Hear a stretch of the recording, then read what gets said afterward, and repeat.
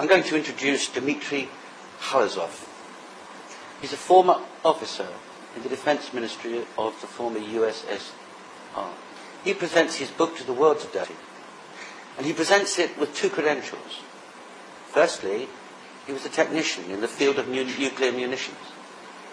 Secondly, he's acknowledged, apparently by the FBI, as a material witness. Dmitry, tell us something about yourself. Good morning. Okay. I was a commissioned officer at the 12th Chief Directorate of the Defense Ministry of the Soviet Union. And the 12th Chief Directorate was an organization responsible in the Soviet Union for nuclear testing and technical maintenance of the entire nuclear arsenal of the state. From there, I got some experience in regard to nuclear munitions, as well as a certain knowledge concerning the nuclear demolition of the World Trade Center in New York. Well, let's come to that, Dmitry. Do you have anything to identify yourself as an officer in that directorate? Unfortunately, I'm not at my home in Russia now, and most of the documents are at my home. I might have a few. One of my photographs, the color photograph in the military uniform, is in the book. And I have another couple of photographs. This is you in the uniform of the 12th Directorate. Okay, let me explain it to you. The 12th Chief Directorate, because it's considered to be a nuclear arsenal of the state, they usually wore gunnery uniform, like artillery uniform, as being arsenal. But I used to serve in some smaller department of the 12th Chief Directorate, which they call Special Control Service, otherwise it's nuclear intelligence. And in that particular department, they wear aviation uniform.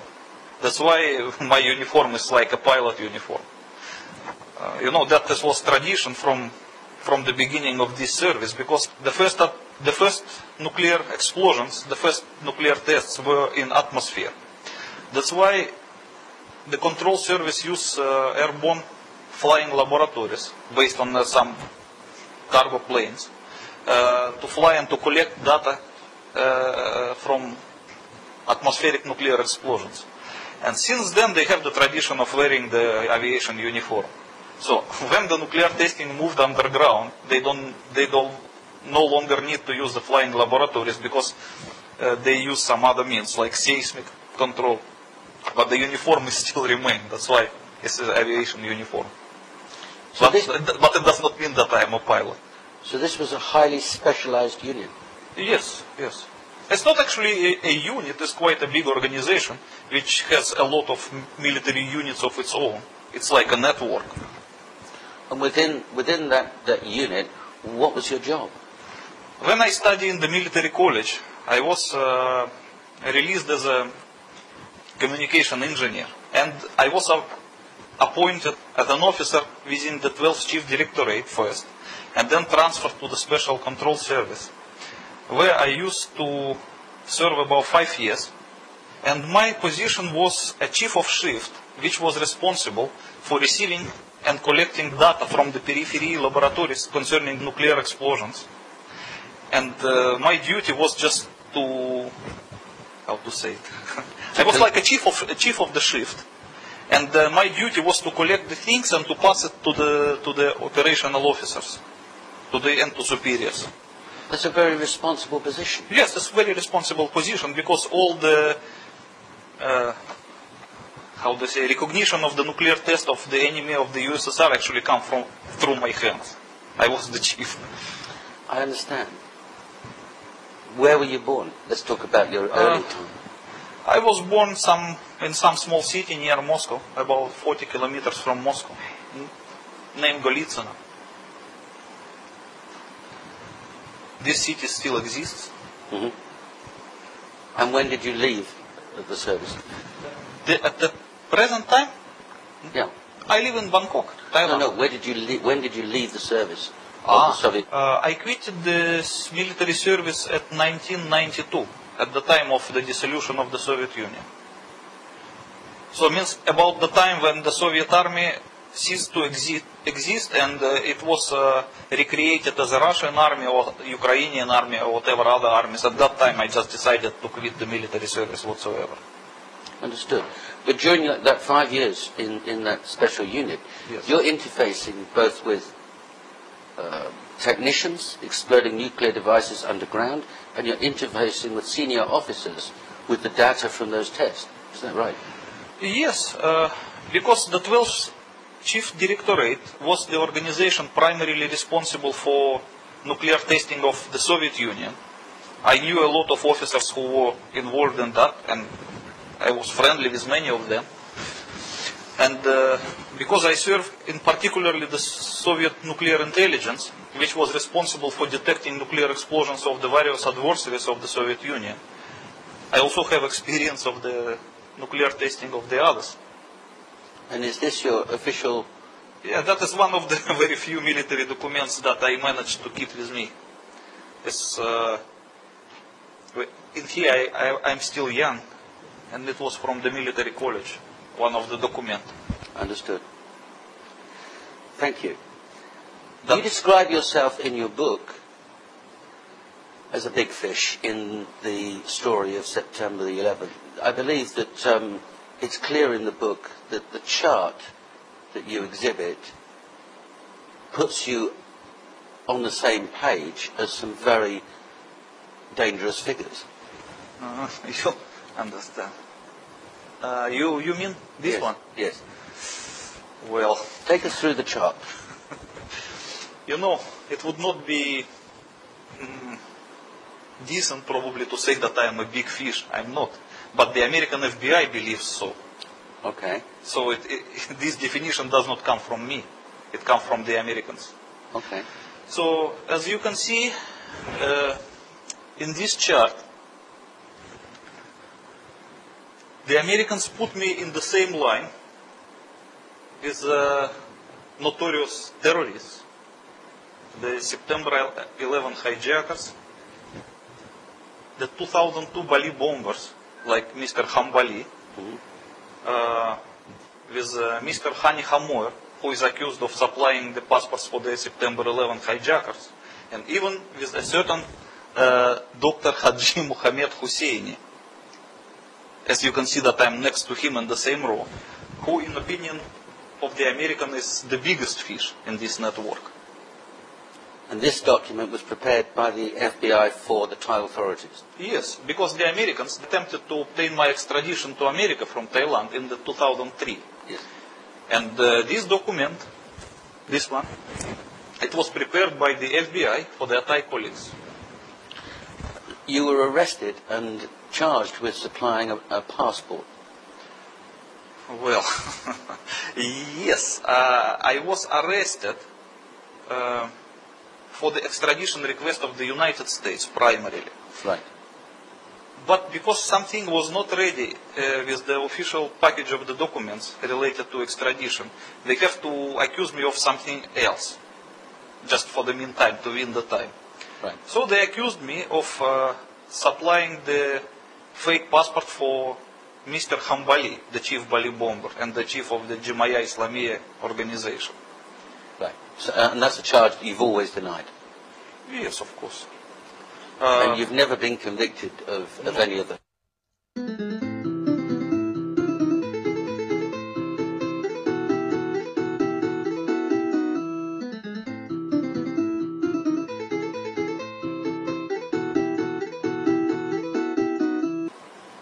Okay, in your book, we talk about aeroplanes.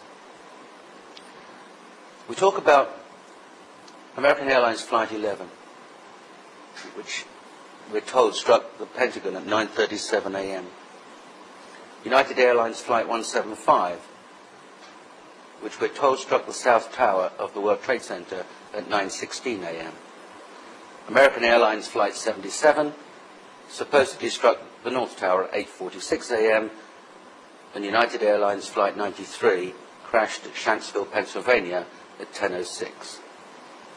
Now, one of the claims of your book is that that didn't happen. Yes. How do you justify that claim? Okay, you see, everybody who has a little experience in the military service, or in explosive war, or just in ordinary physics, knows that the aluminium targets cannot penetrate steel, aluminium projectiles cannot penetrate steel targets. It's very obvious. Okay, but So how could it happen that subsonic aluminium plane could penetrate double-walled steel perimeters of the World Trade Center Twin Towers, which were as thick as the tank armor?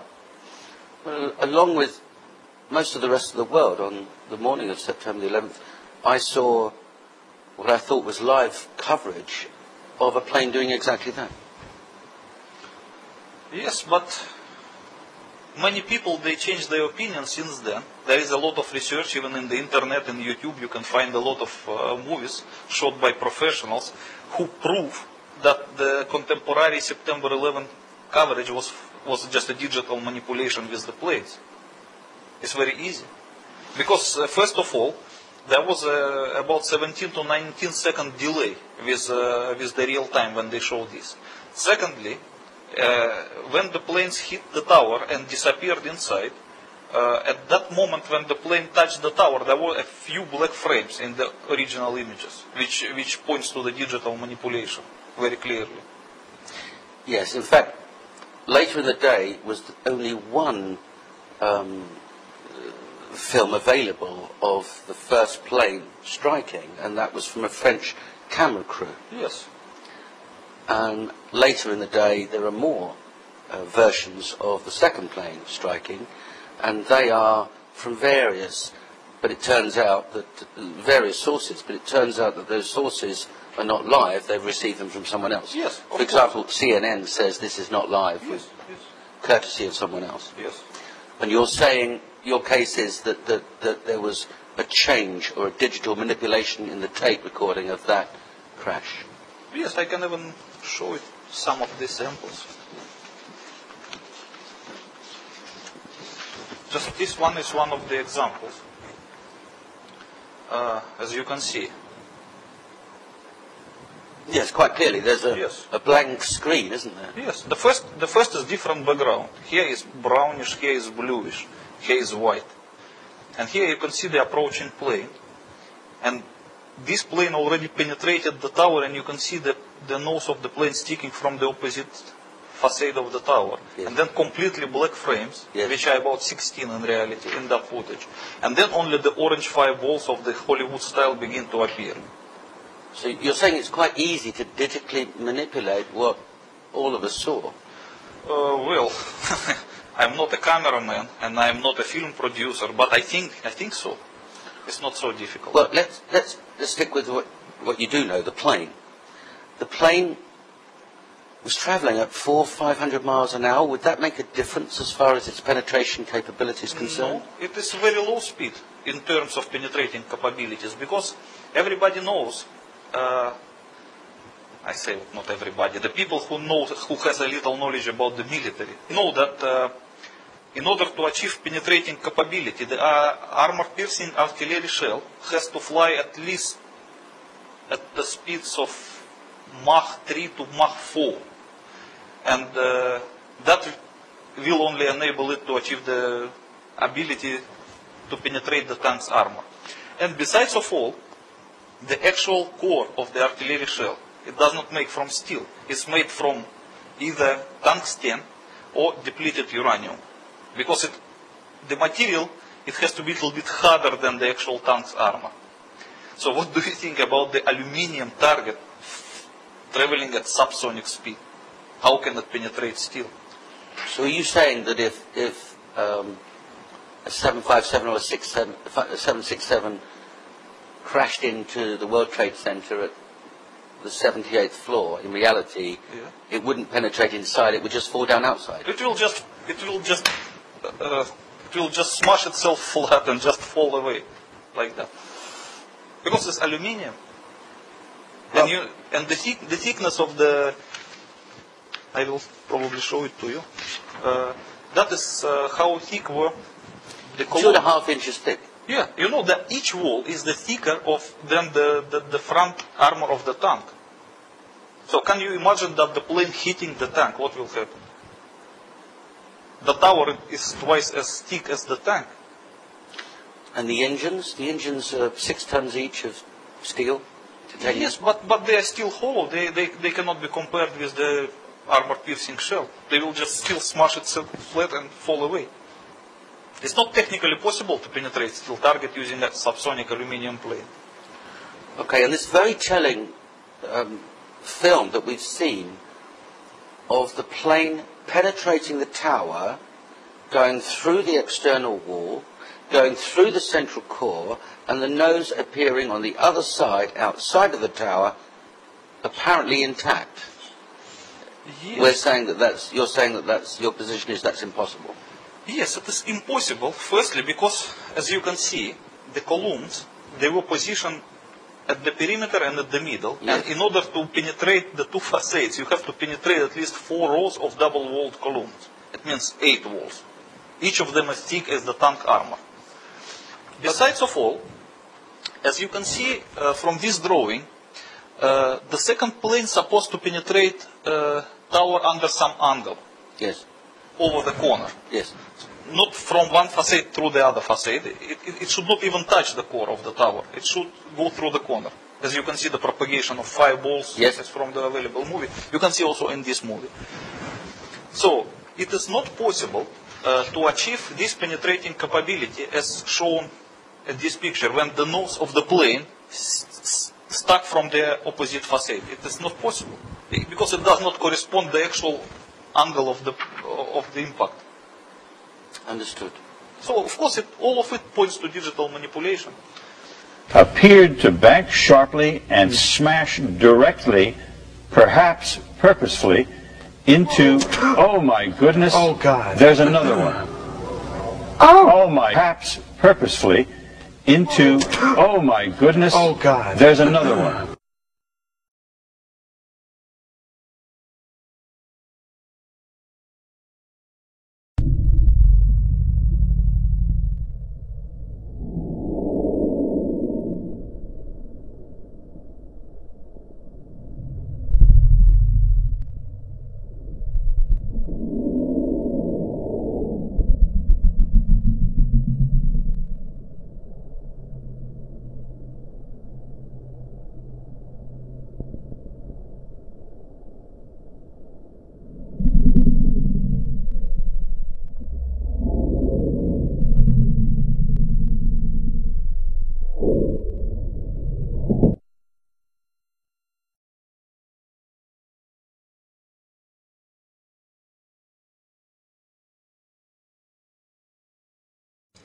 Don Daler, ABC's Don Daler, who is on the scene. Don, just give me some description again of what you can see now.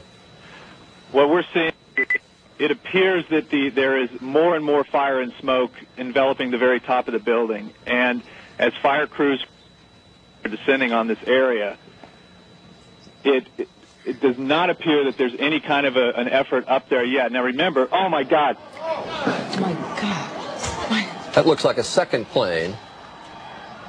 I did not see a plane go in. That just exploded. I did not see a plane go in. That just exploded. I did not see a plane go in. That just exploded. I did not see a plane go in. That just exploded. We just saw another plane coming in from the side. You did. That was out of yes, and that's the second explosion. You could see the plane come in just from the right hand. Besides of all, some of the movies show, like this one, that the plane has a horizontal trajectory before penetrating the tower. Yes. But some other movie, like this one, is also claimed to be contemporary, shows sharply descending course. That's right. Yeah, that's right. Like a diving bomber, as you can see it here. So, even the different footages, they do not correspond to each other.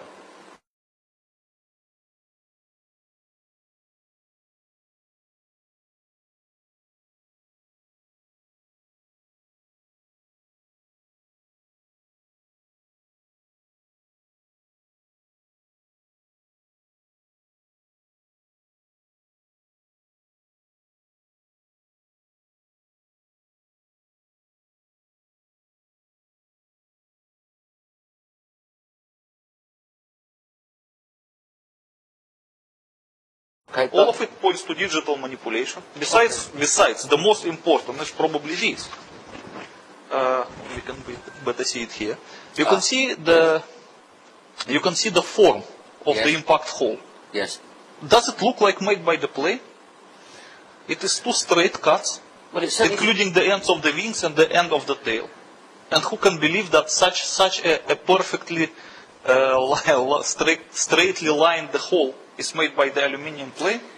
You make your point well, but you ask who can believe. And we'll come back to this photograph in a moment, but some people did believe.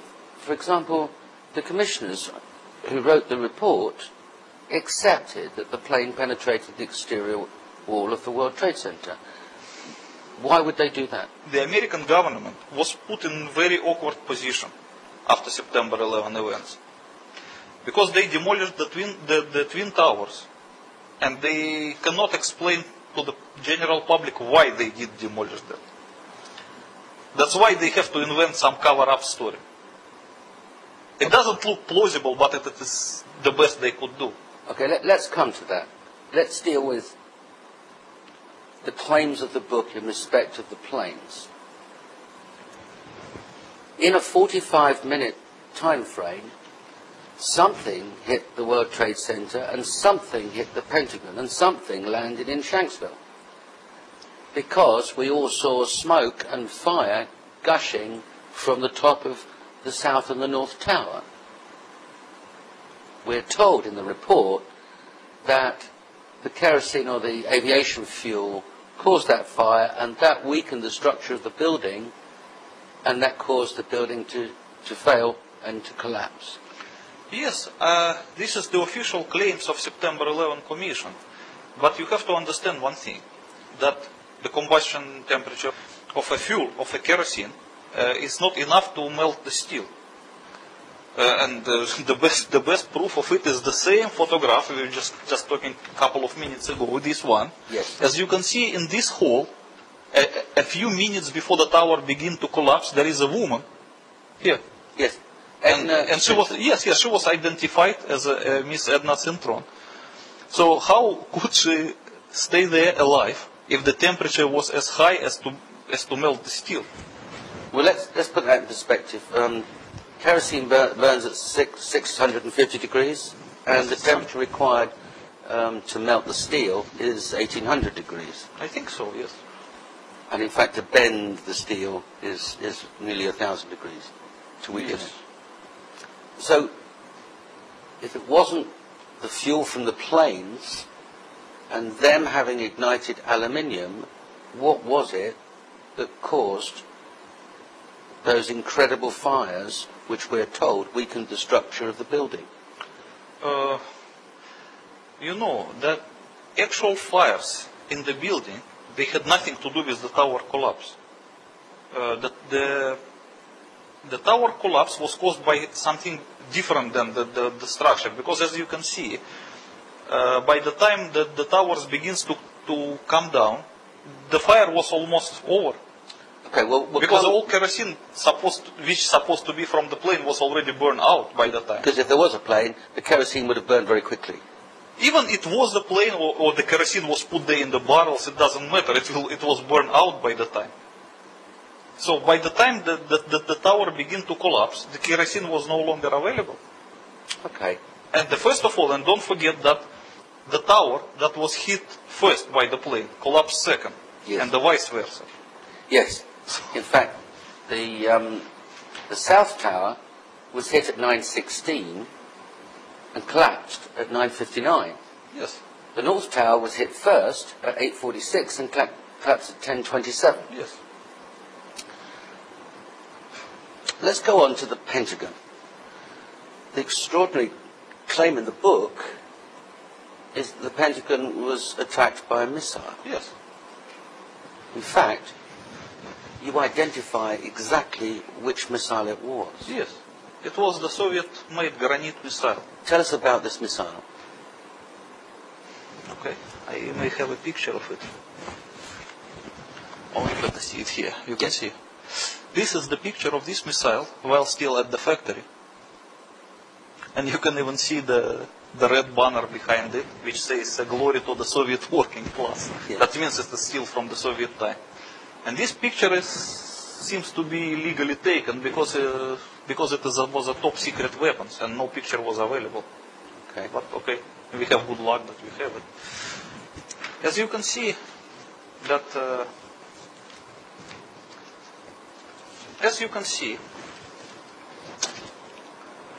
the trajectory of the target,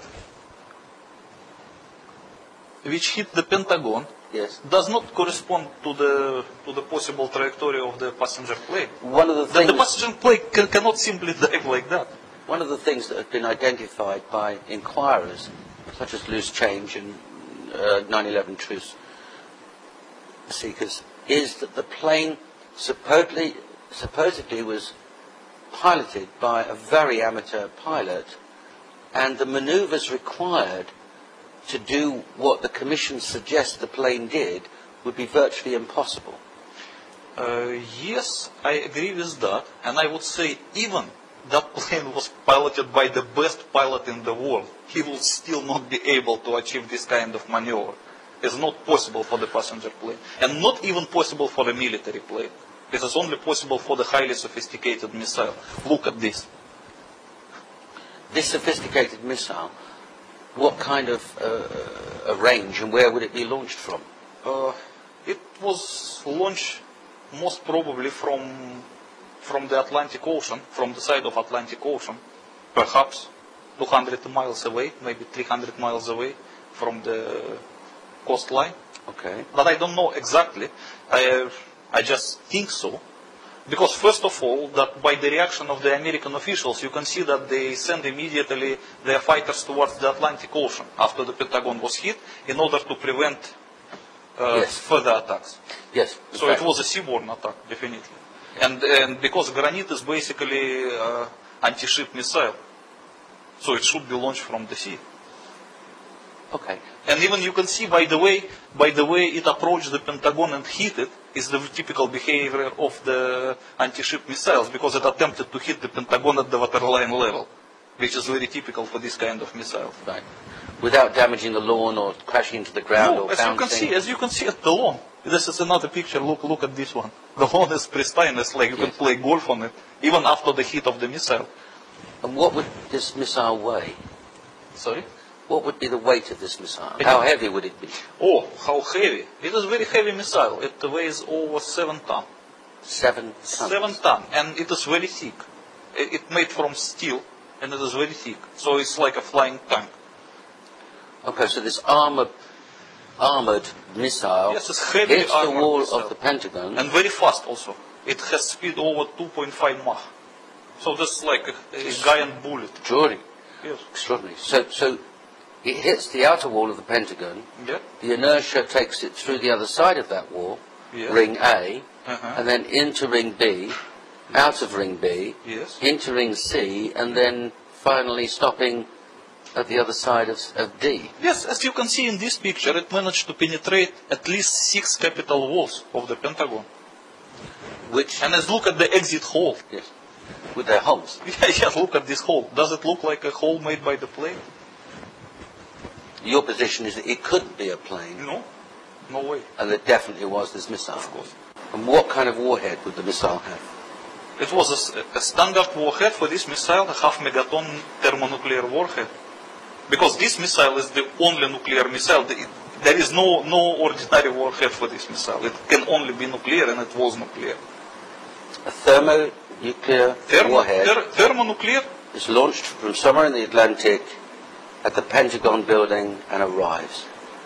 Yes. Okay. And in your opinion, that's the only explanation? Yes.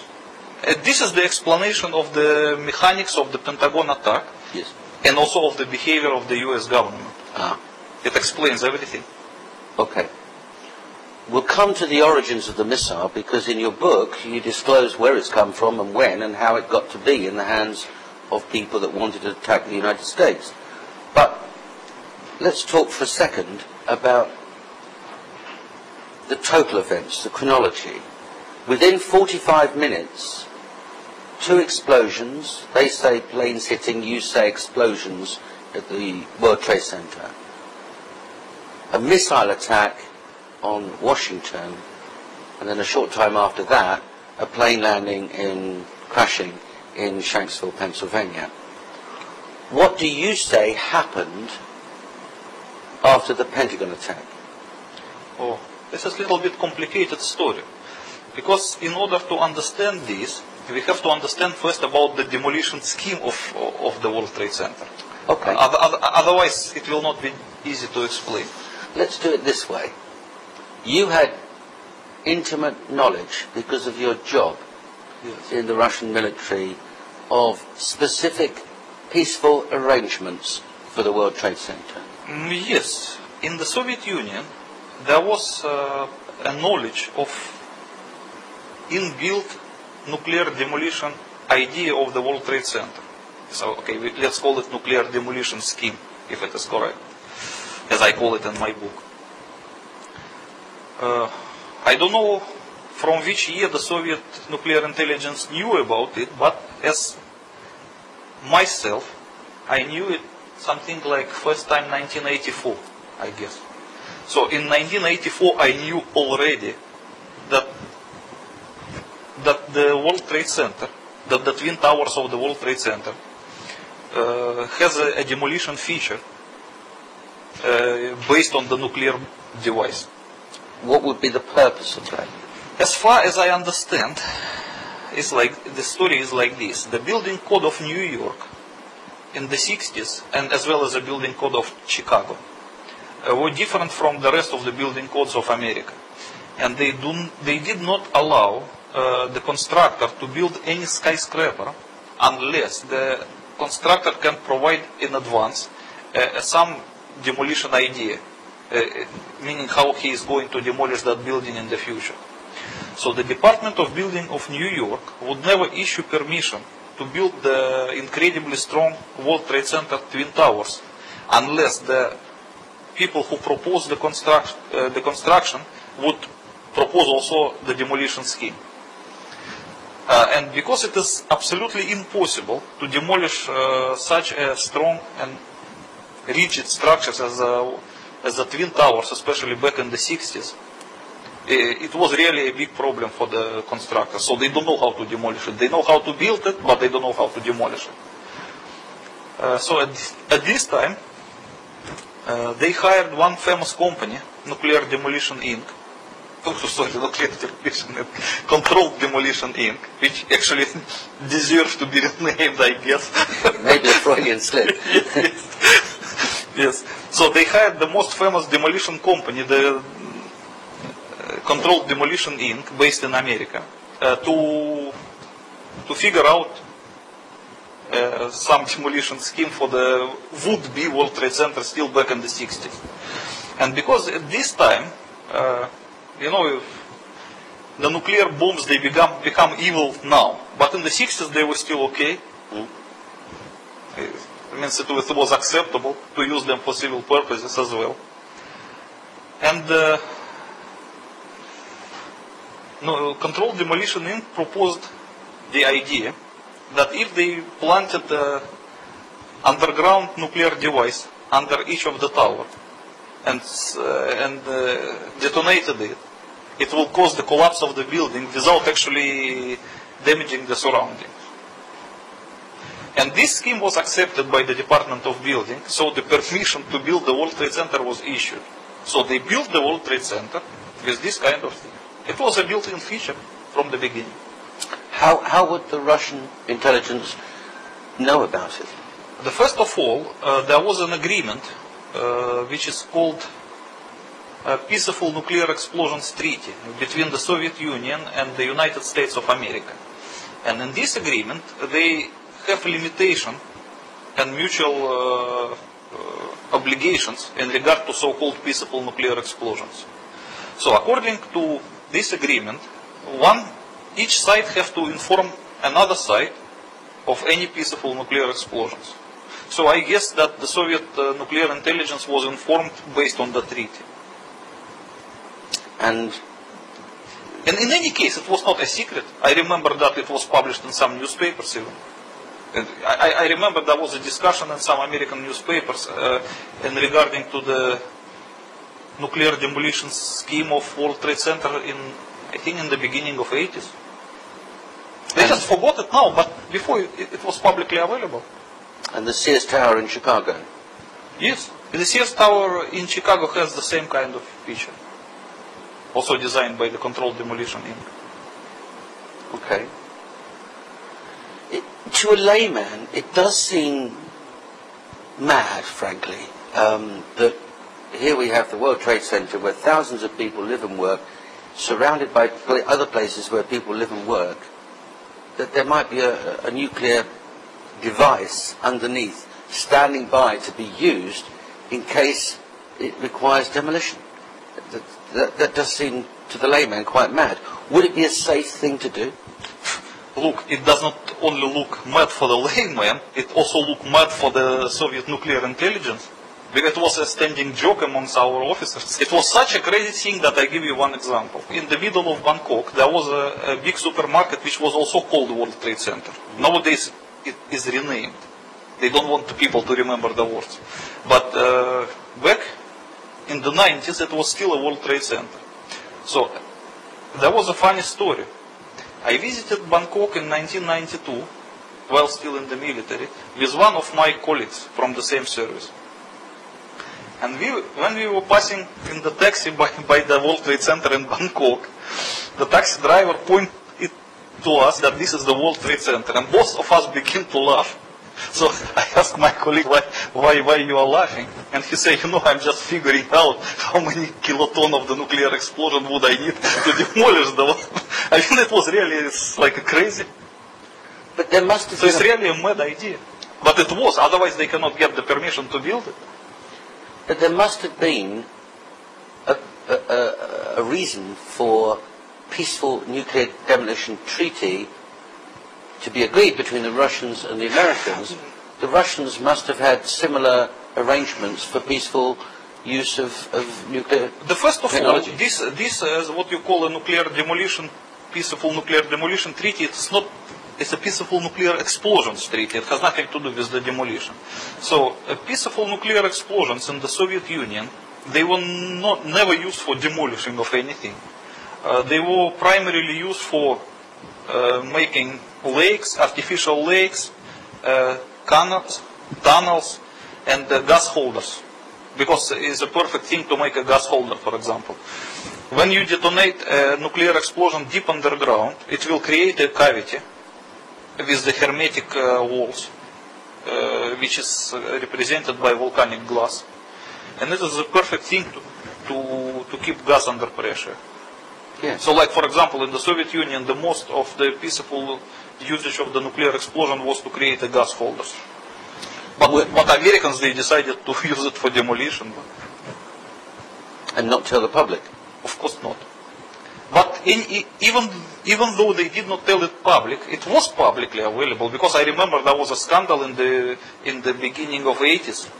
Because some guy who worked at the World Trade Center, he accidentally discovered a blueprint of the nuclear demolition scheme in the library, and he complained to some newspaper. It was a really scandal. I remember it. Now let's put your knowledge in the context of that period between 9:15 and 10:15 on the morning of September the 11th. Somebody calls Bush and the Joint Chiefs of Staff and says, we've got 2 explosions in the World Trade Center, and we've got a Russian missile in the lawn of the Pentagon. Wouldn't the first thing they did pick up the phone to President Putin and say, have you lost a missile? Yes, of course, and they did it. As you can review the timetable of September 11 events very carefully, you will see that there were telephone conversations between Putin and Condoleezza Rice. Putin also tried to talk to Bush, but Bush was in the plane, so he was not available for conversation. Okay, so let's put it in context. America is under attack. Yes. Someone discovers that there's a nuclear device in the Pentagon. It's not exploded. No, it did not explode. If it would explode, we will not see Washington today. It's a half megaton. Sure. It's more than 25 times bigger than Hiroshima bomb. because Hiroshima bomb was less than 20 kilotons. And it's not underground, it's above ground. If it would explode above ground because it hit the wall of the Pentagon. Yes. It's supposed to explode at this level. So then what happens next? The doomsday plane you talk about in your book. Tell us about the doomsday plane. Well, many people cannot find explanation why the so-called doomsday plane was seen flying over The White House. Over the White House at September 11. Tom, thanks very much. We'll talk to you a little bit. On now to one of the eeriest moments amid the carnage of 9/11. A mysterious plane was seen flying right over the president's residence. Even some CNN staffers saw it. To this day, it has never been officially explained. Tonight, Chief National Correspondent John King has new details about this great 9/11 mystery.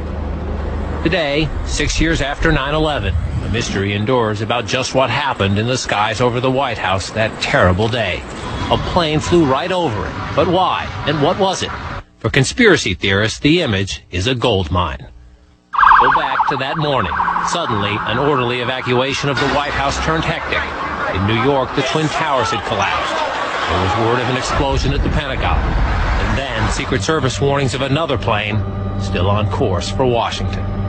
It appeared overhead just before 10 a.m., a 4-engine jet banking slowly in the nation's most off-limits airspace, on the White House grounds and the rooftop, a nervous scramble. About 10 minutes ago, there was a white jet circling overhead. Now, you generally don't see planes in the area over the White House. That is restricted airspace. No reason to believe that this jet was there for any nefarious purposes, but the Secret Service was very concerned, pointing up at the jet in the sky. And still today, no one will offer an official explanation of what we saw. Two government sources familiar with the incident tell CNN it was a military aircraft, but say the details are classified. This comparison of the CNN video and an official Air Force photo suggests the mystery plane is among the military's most sensitive aircraft, an Air Force E-4B. Note the flag on the tail, the stripe around the fuselage, and the telltale bubble just behind the 747 cockpit area. There are many commercial versions of the 747, obviously, that look similar, but I don't know any of them that have the communications pod like the E-4, the Air Force E-4 does behind the cockpit. The E-4B is a state-of-the-art flying command post, built and equipped for one reason, to keep the government running no matter what, even in the event of a nuclear war. The reason it was nicknamed the Doomsday Plane during the Cold War. They exercise this type of thing all of the time, and they simply don't talk about it. So it doesn't surprise me that they are very closed-mouthed about it. Ask the Pentagon, and it insists this is not a military aircraft, and there is no mention of it in the official report of the 9/11 Commission. Commission co-chairman Lee Hamilton says he has a vague recollection of someone mentioning a mystery plane, but staffers who looked into it never raised it as a relevant issue. When you're conducting a major investigation, you get thousands of things that come at you. You can't possibly sort through them all. This never rose to the level of a discussion within the commission. To some, the lack of any official explanation feeds an ominous conspiracy. This is from an online discussion about the plane on the website 911blogger.com. I have always thought these planes were exactly that, mission control for the 9/11 attack on our country. 9/11 Commission co-chairman Hamilton calls such talk ludicrous. We, of course, heard the conspiracy theories about the president ordered the attack and the Defense Department was involved. We saw absolutely no evidence of that. But 6 years later, the Pentagon, the Secret Service, and the FAA all say they, at least for public consumption, have no explanation of the giant plane over the president's house, just as the smoke began to rise across the river at the Pentagon. John King, CNN. Washington. And many people mistakenly believe, especially conspiracy theorists, that the doomsday plane was the main tool of the perpetrators. So they believe that September 11 was organized by the US government, and the doomsday plane was used as a flying control center to set the things in motion. They cannot find any other explanation to this strange thing. And the American government, in turn, tries its best to deny the existence of the doomsday plane and its flying at September 11. This attitude of the US government increased the suspicions of the conspiracy theorists. Yes. But according to what I explain in my book, the story is totally different. First of all, the American government has nothing to do with the September 11 perpetration. It was just a victim. And the doomsday plane was scrambled because of upcoming attack of the missile that hit the Pentagon. Because the missile was detected about 5 or 6 minutes before it arrives to Pentagon by the NORAD, because it has the detection capability. They cannot shoot down the missile because they have no means to shoot it down, but they were still able to detect it. And they would have known exactly what kind of a missile it was. Of course. Once they see the flying things of this kind, they know already what is this. Because NORAD has the identification for all Soviet missiles and Russian missiles. So when they see the things, they know this is a granite with a nuclear warhead. So this is serious stuff. They got it immediately. Okay. So they rang the atomic alert about the next minute they detected the missile. And at this time, the Doomsday plane was scrambled from somewhere near Washington, and the other 3 Doomsday planes somewhere else in the United States of America, because there were 4 of them, and 4 of them were airborne. And that's the first time in history that that's happened? When the planes were scrambled at the result of alert, I am not very sure. But I think so. Unless maybe they were just scrambled on some training exercise or whatever. But what I can tell you for sure, what was happened at the first time in America, is that the commander of NORAD, when he received notification of the atomic alert and the upcoming nuclear attack, immediately went from his unprotected command post to his protected command post, which is located in Cheyenne Mountain, Colorado. Mountains, yes. And once he arrived there, he ordered to close the steel anti-atomic doors, which looks like a safe door, as you can see in this picture. Yes. This is an incredibly thick door that can probably save this mountain from the nuclear explosion nearby. And this happened the first time in American history. Never ever happened before. This door has never been closed in the American history. This was the first time. Okay. What happened to the command structure? The president, the vice president, the speaker? As everybody who researched the timetable of September 11 probably remembers, that president was in Florida delivering some speech in elementary school or whatever. So he was not available. But the vice president, who was in the White House along with the Secretary of State Condoleezza Rice, were immediately taken by the guards to the anti-atomic bunker under the White House. And this is publicly available information. You can see it at the officially published timetable. And no one can explain why they should drag this person to the anti-atomic bunker. And the speaker is locked away. He's the third in line to the presidency. Excuse me? The Speaker of the House. The Speaker of the House was not dragged into anti-atomic bunker as fast as Vice President Cheney and Condoleezza Rice, but he was also ordered by the same guards to be urgently relocated to some other bunker outside of that area. Because according to the American contingency plans, they cannot keep all the top figures in the one place. They have to separate them into different places.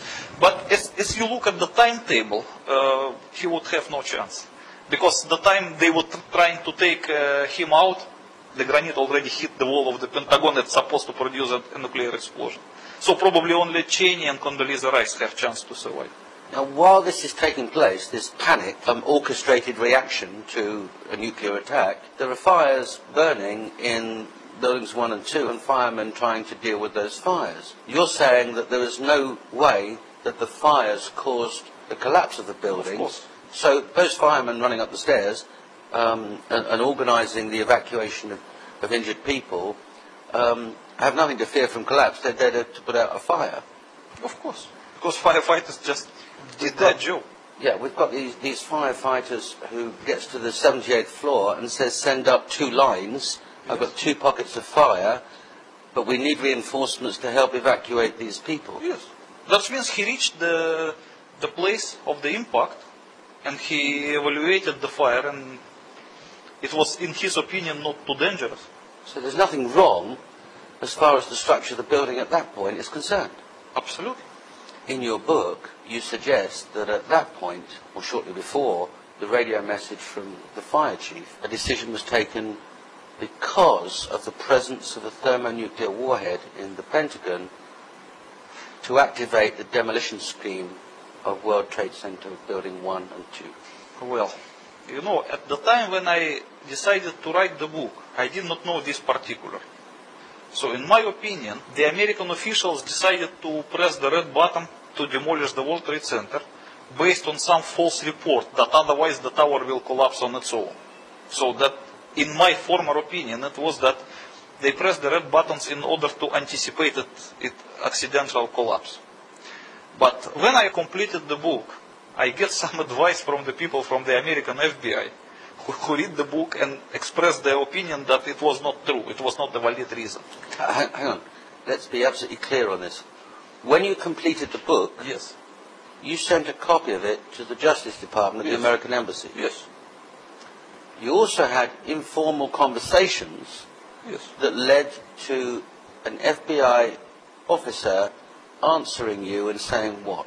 And he read the book. Yeah, it was an informal conversation, absolutely informal. So he read the book, and what did he say?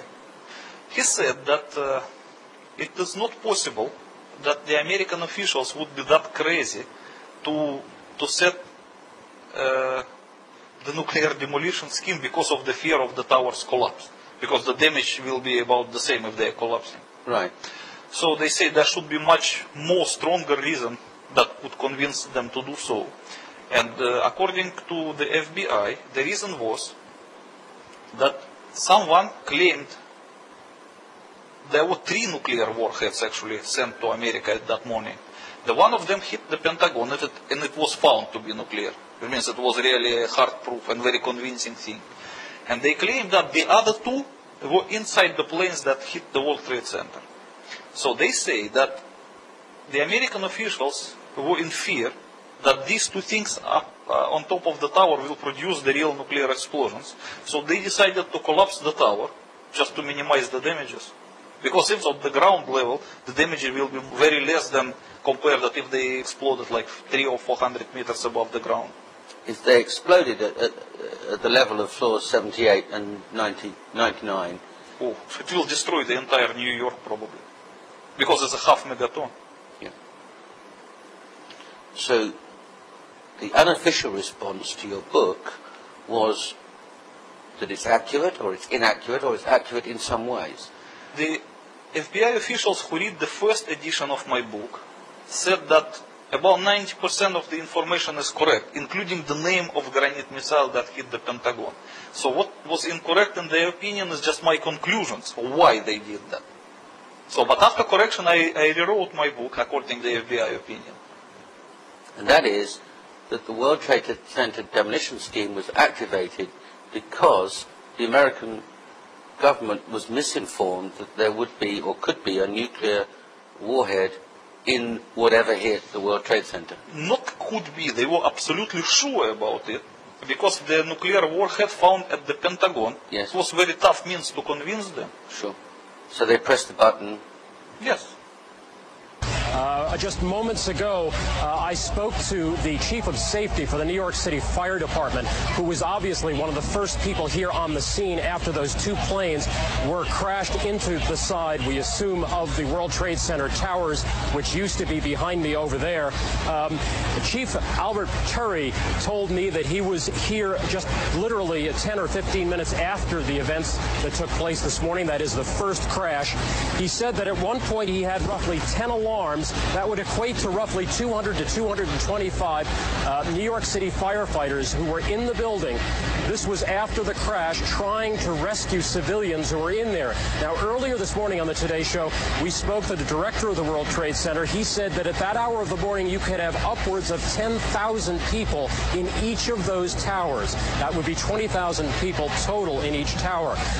The chief of safety, as the chief safety of the fire department of New York City, told me that shortly after 9 o'clock, he had roughly 10 alarms, roughly 200 men in the building trying to effect rescues of some of those civilians who were in there, and that basically he received word of the possibility of a secondary device, that is another bomb going off. He tried to get his men out as quickly as he could, but he said that there was another explosion which took place, and then an hour after the first hit here, with the first crash that took place, he said, there was another explosion explosion that took place in one of the towers here. So obviously, according to his theory, he thinks that there were actually devices that were planted in the building. One of the secondary devices he thinks that took place after the initial impact was, he thinks, may have been on the plane that crashed into one of the towers. The second device he thinks, he speculates, was probably planted in the building. So that's what we have been told by Albert Turry, who is the Chief of Safety for the New York City Fire Department.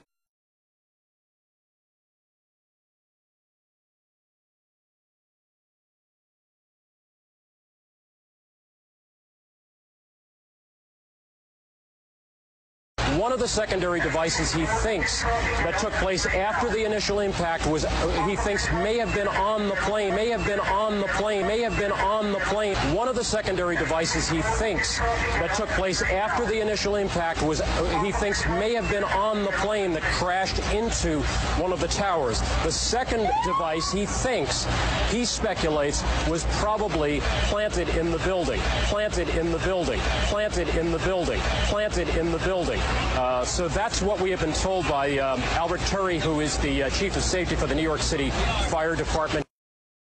The Chief of Safety of the Fire Department of New York City told me that shortly after 9 o'clock, he had roughly 10 alarms, roughly 200 men in the building trying to effect rescues of some of those civilians who were in there, and that basically he received word of the possibility of a secondary device, that is another bomb going off.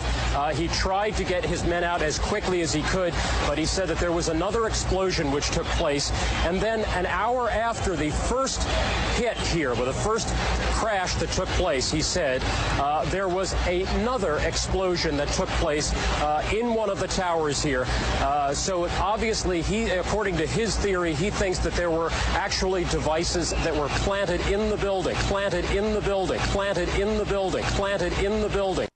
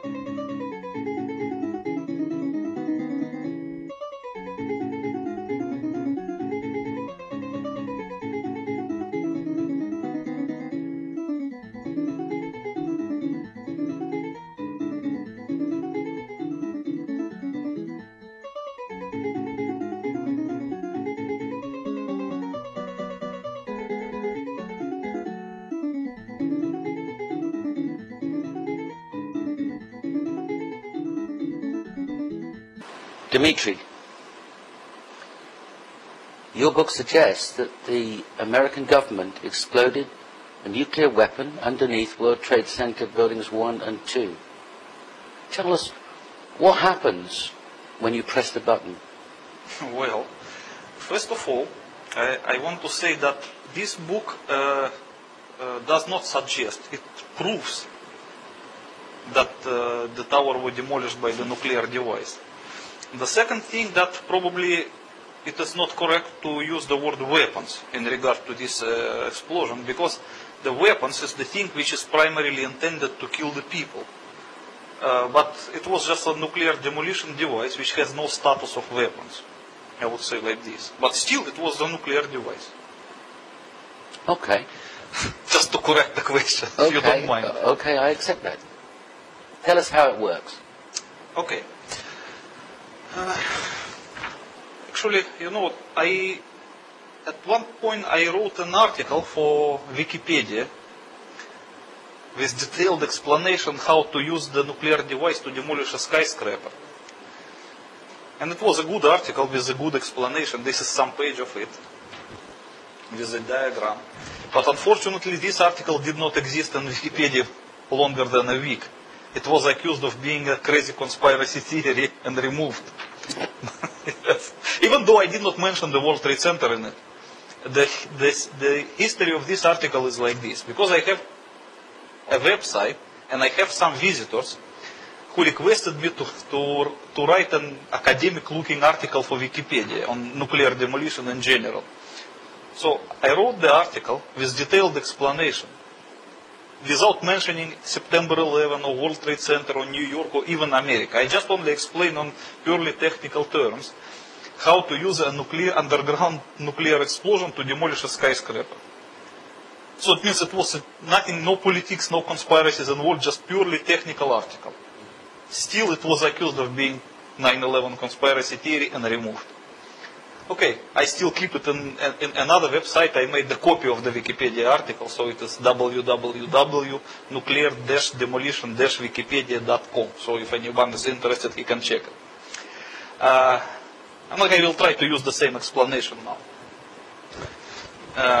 Okay, this is the... First of all, I have to explain what is the difference between atmospheric nuclear explosion and underground nuclear explosion. Because many people confuse them, and that's why it seems for them that if nuclear device was used to demolish the World Trade Center, then the devastation around should look like Hiroshima. Okay, I will explain why it should not be. Okay, let's make the difference. Okay, here we are talking about underground nuclear explosion. And here about atmospheric.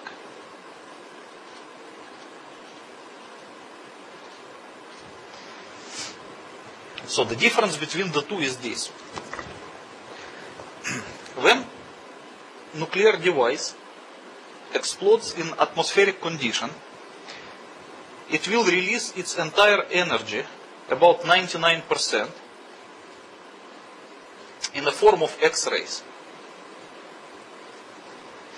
So, and this is tremendous energy, because the almost entire energy of the nuclear explosion is represented by X-rays. So these X-rays cannot travel far in atmospheric conditions, because the X-rays will be absorbed by the atoms of air. That's why, in a few milliseconds, the entire energy of the nuclear explosion will be absorbed by the air.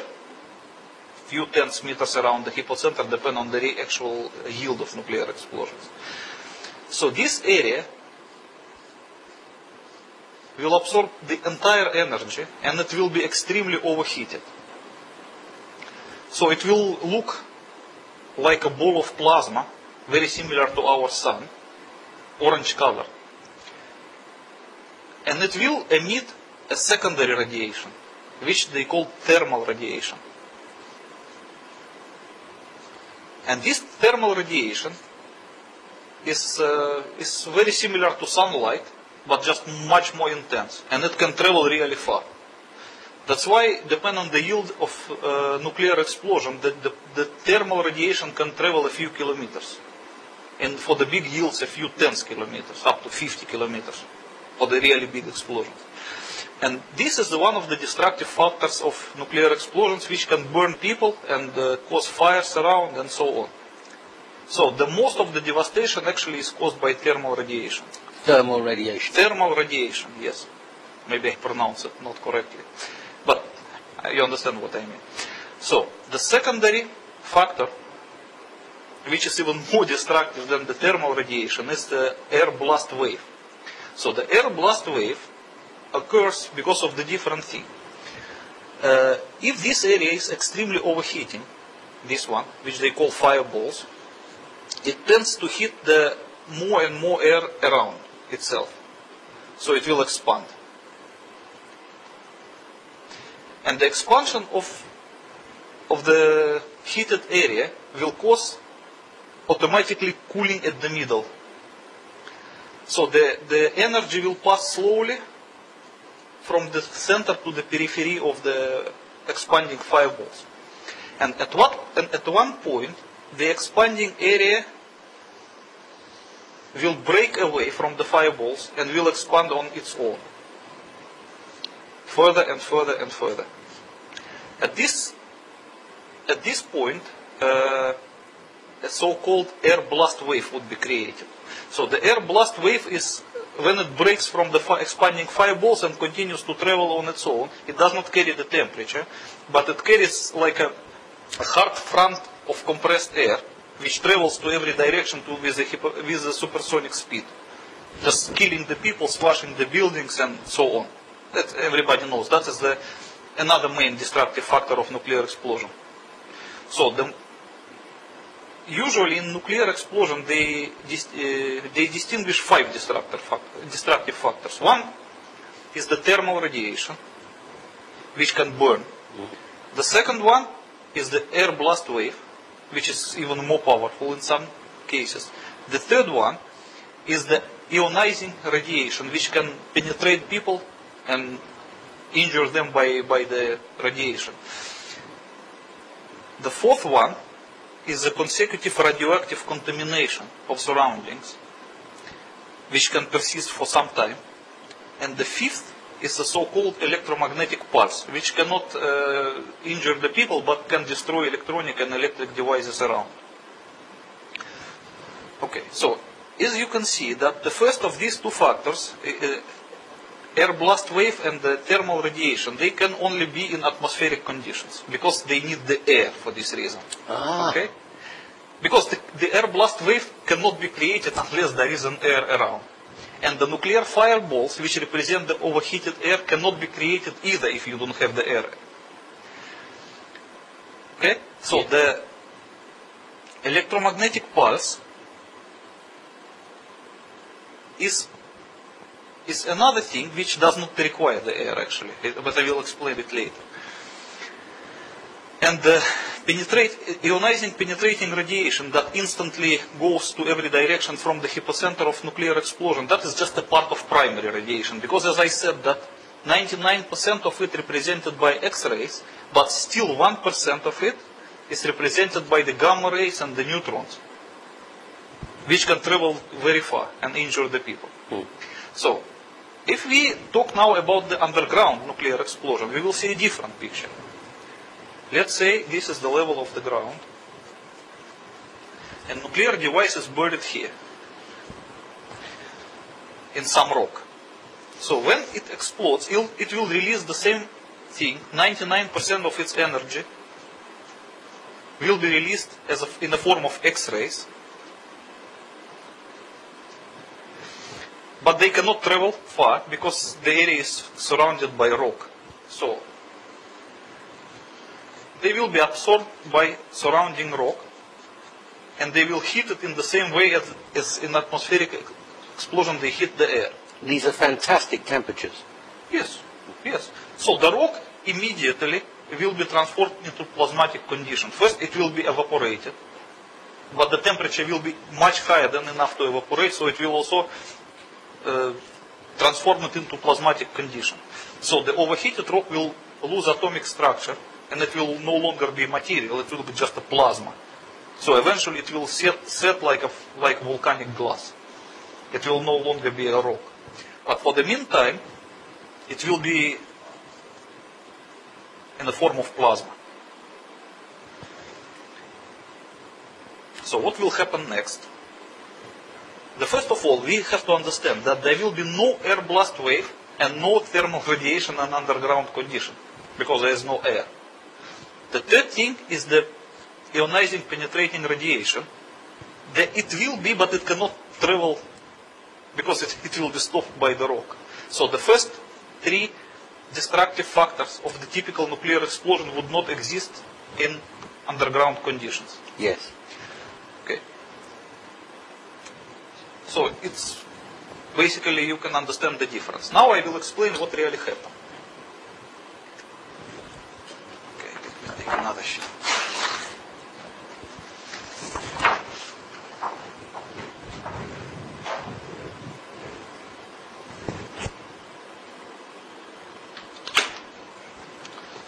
Okay, now we forgot about atmospheric nuclear explosion. Yes. We talk only about the underground one. So what happens when the underground nuclear device explodes? First of all, it will create a cavity around itself. Yes. And the cavity will be filled with evaporated rock. So that's a hole with a vapor which was rock inside. Yes. Let's say this is the former zero box, the former position of the nuclear device underground. And how far underground would that be? It depends. But in the case of the World Trade Center? Okay, I will explain it. Let me explain the mechanic first, and then okay, let's say that you can calculate the amount of the rock that could be evaporated by the nuclear explosion. So 1 kiloton of nuclear explosion can evaporate about 70 tons of dry granite rock.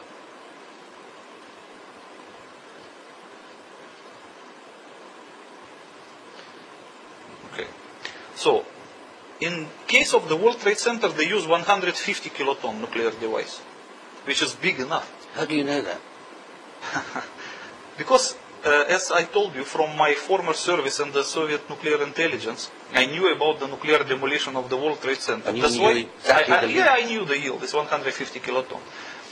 At first, and the second, that according to the peaceful nuclear explosion treaty, there was a limitation. You could not use more than 150 kiloton for. So that's the largest allowed. Yeah, the largest allowed by the treaty. So that's by two ways I can prove it. Okay, so 150 kiloton could evaporate enough granite rock to create a cavity of 100 meters in diameter. Yes. Or 50 meters radius. Yes. Easier. So, what happens? If this is the former position of nuclear charge, when it explodes, as I explained previously, it's 99% of its energy carried by X-rays will be absorbed by surrounding rock. The rock will be overheated and evaporated. So, 150 kiloton can create a cavity of 100 meters. And these 100 meters will just remain as a cavity underground. That is, as I told you, that in Soviet Union they use this technique to create underground gas holders. Yes. Besides of making the hole, it will also make it sealed, because the walls of the cavity will be covered by kind of volcanic glass, which is made more or less hermetic. Airtight. Yeah, it's just perfect thing to keep gas. Yes. Okay. But it should be understood two things. What at first moment there will be a primary cavity that will result from disappearance of evaporated rock. But it will not be empty. It will be filled with the gases, the former rock now in gaseous material. Yes. So let's say this is the primary cavity, filled with the rock, now in gaseous form, and under very high pressure. So this high pressure of the rock will tend to expand the cavity to every direction, just by the pressure. And eventually it will succeed to expanding the cavity to its secondary size. So this is the primary size of the cavity and this is the secondary one. Yes. So while this primary size of the cavity resulted exclusively from disappearance of the rock, this is created, the secondary size is created by the pressure of the gases. That's why this one, the secondary cavity, is created at the expense of the neighboring area of the rock. Okay? That is why the neighboring area of the rock become here, very tightly compressed.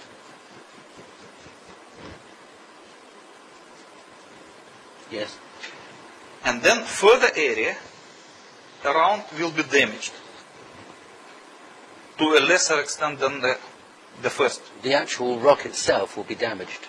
Yes, because when the cavity expands itself by the pressure of gases from primary size to secondary size, it does so at the expense of the neighboring area of the rock. Understood. So it will crush the neighboring area. It will compress it. So it's actually compressing the granite in on itself. Yes, of course. Because the primary cavity expands to the secondary cavity, and then the next area will be just compressed. It's just pure physics. That's why in underground nuclear explosion, you can have this picture. You will have a cavity of secondary size, highly compressed area, which in nuclear jargon called crushed zone. Crushed zone. Crushed zone. And then the next area they call damaged zone.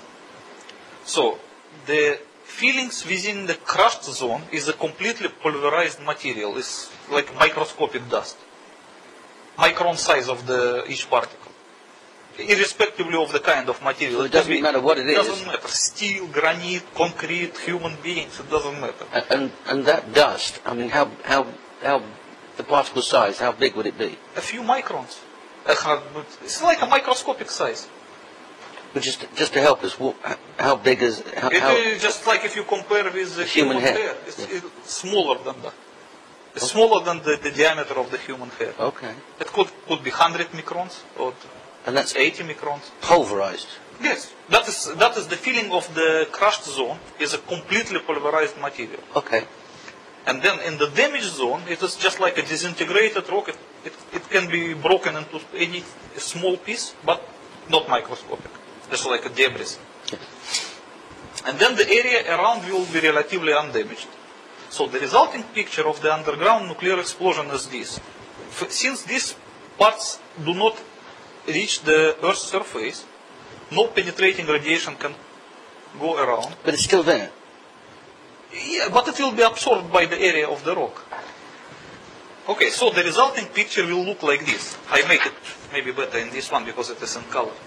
As you can see, the nuclear explosion starts from this stage. Yes. Okay, this is the start of nuclear explosion. The energy was released at this point. Yes.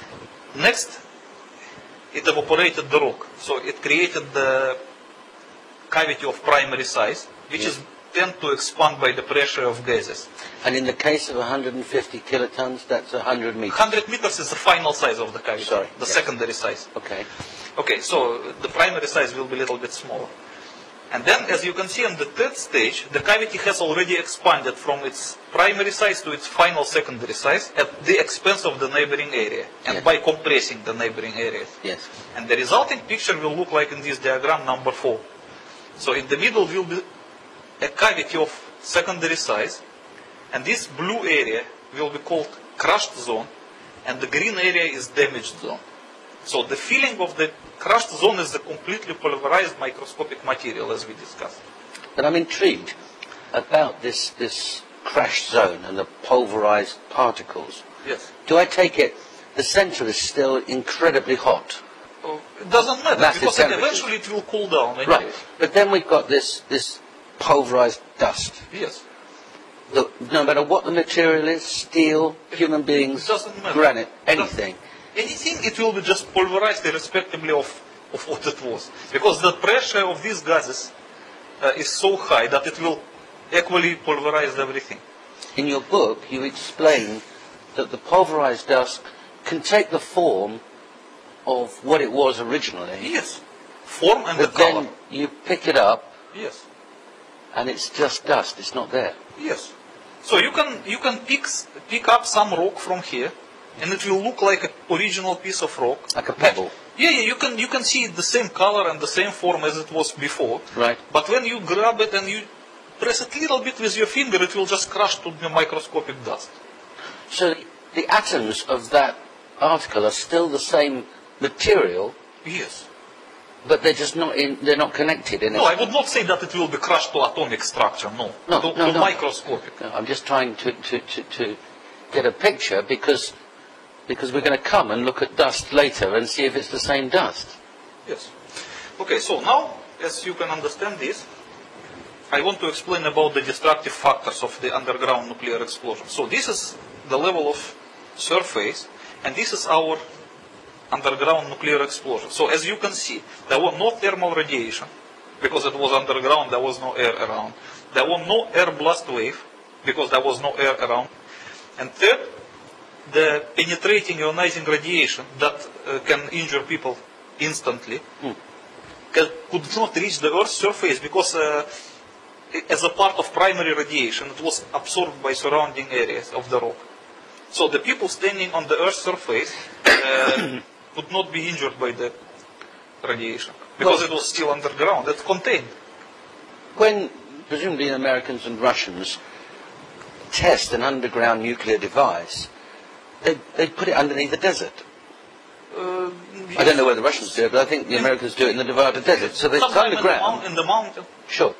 But is that because they're worried about material or radiation escaping through the surface and damaging people? No. First of all, they do not want nuclear testing to create an atmospheric nuclear explosion. They just want to contain that underground. That is first of all. Yeah. Okay. The second thing, why they do it in remote areas, because even though this explosion is contained, the highly radioactive gases which are inside the cavity will eventually escape to the Earth's surface by some crevices in the rock. Gases? Yes, of course they will escape eventually. And they contain radioactivity? They are radioactive. So if someone stands above the spot of underground nuclear explosion, at the time when the gases are finding their way to the Earth's surface, he will still get the radiation injury by inhaling these gases. That's why they do it in remote places only. Understood. But you have to understand also that the material which is in between the cavity and the Earth's surface, it serves also as a filter. So on the way, these gases will filter through it, and most of the radioactivity will remain in the rock. So when the gases reach surface, they will be somehow filtered. So as deeper you position your nuclear charge, as bigger will be the filter. Understood. Okay. Understood. So, like for example, for 150 kiloton detonated in granite, the safer distance will be 500 meters. 500 meters underground. Yes. So when it is 500 meters underground, and the cavity will be just 100 meters, so then the 400 meters can serve as a filter, quite sufficient. So when the gases reach surface, they will not be as radioactive as... It'll still be potentially deadly. Yes. It is. You cannot stand, even if you detonate the nuclear device at 500 meters, you cannot stay in this area for probably another 2 weeks at the time of the gases escaping. You can still get some radiation injury. Understood. And you cannot go to the hypocenter for another 3 years. 3 years? 3 years, yes. Because it's radioactive? Deadly radioactive. And the hot. How long does it stay hot for? For 150 kiloton, it should be at least a year. A year? Yeah. Okay. And the radioactive, probably 3 years. I mean, dangerously radioactive. Okay.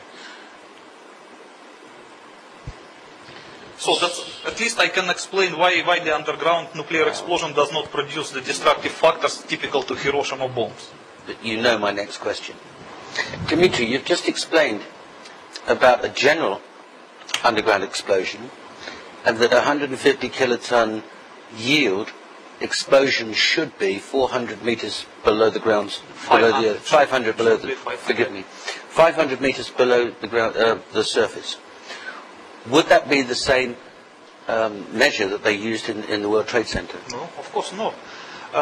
What I explained to you, that was a typical safe distance for underground nuclear test, but not for the demolition.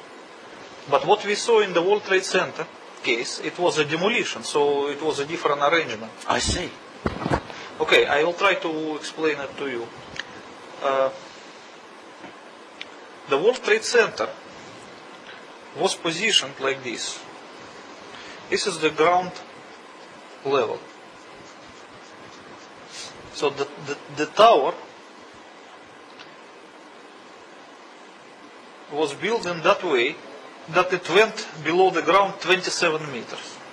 Yes. So the lowest underground floor of the Twin Tower was positioned 27 meters below the Earth's surface. Yes. So in order to demolish it, you have to position the nuclear charge at 50 meters below the lowest floor of the tower. Exactly 50 meters. Exactly 50 meters, because 150 kiloton explosion in granite, as I explained to you, produces a cavity of 100 meters.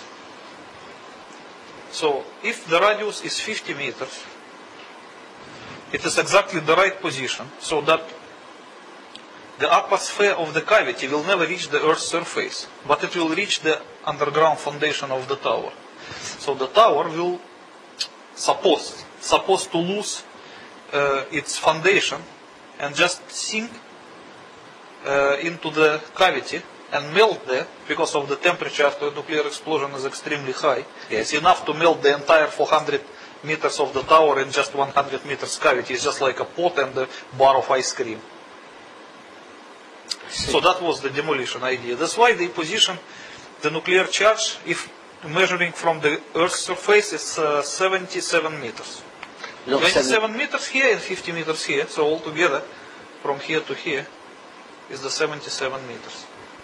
Exactly. Exactly. And 100 meters wouldn't work? It would not work, because the upper end of the cavity would not reach the foundation of the tower. I understand. And that's, they intended it to be exactly like this.